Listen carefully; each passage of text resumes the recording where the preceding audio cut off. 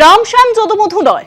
যখন বিজেপির কোনো প্রবীণ নেতা বলেন কাশ্মীরিরা দেশের প্রতি অনুগত নয়, তখন তা শুধু একটি মন্তব্য থাকে না, সেটা আগুনে ঘি ছড়ানো হতে পারে। বিজেপির প্রবীণ নেতা ও প্রাক্তন মন্ত্রী শ্যামলাল শর্মা প্রকাশ্যে জম্মুকে আলাদা রাজ্য করার পক্ষে কথা বলেছেন।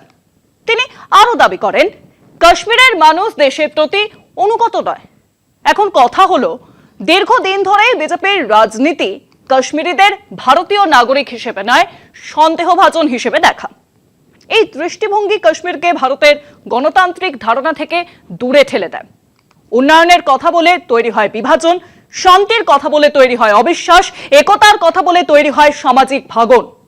বিজেপির এই বৈষম্যের রাজনীতি ভয় তৈরি করে, ক্ষত গভীর করে।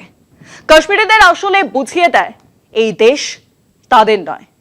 গণতান্ত্রিক ভারত কিন্তু এই পথে চলে না, যদিও বিজেপি কবেই বা আর গণতন্ত্র নিয়ে মাথা ঘামিয়েছে।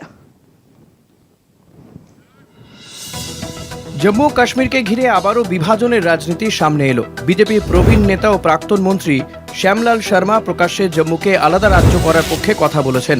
তিনি আরও দাবি করেন কাশ্মীরের মানুষ দেশের প্রতি অনুগত নয়। এই মন্তব্যে রাজ্য জুড়ে তীব্র প্রতিক্রিয়া তৈরি হয়েছে। শ্যামলাল শর্মা বলেন, কাশ্মীর উপত্যকার লাগাতার অশান্তির জন্য নাকি স্বাভাবিকভাবে শান্ত জম্মুর পরিবেশ বারবার নষ্ট হয়।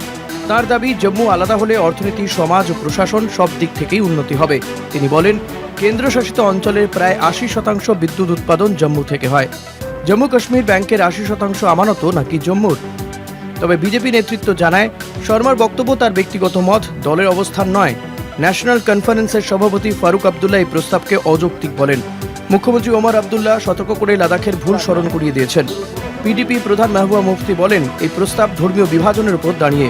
এতে ১৯৪৭ সালের মোহাম্মদ আলী জিন্নার দ্বিজাতি তত্ত্বই ন্যায্যতা পাবে। এই বিতর্কে স্পষ্ট, বিজেপির এমন ভাষা ও প্রস্তাব কাশ্মীরিদের বিদেশি হিসেবে দেখায়।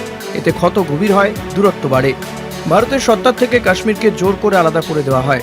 বিজেপি এই পথ কাশ্মীরিদের ভারতের ভাবনা থেকে দূরে সরিয়ে দিচ্ছে। রাষ্ট্র গড়ে ওঠে বিশ্বাসে, ভয়ে দেখিয়ে নয়। কলকাতা টিভি।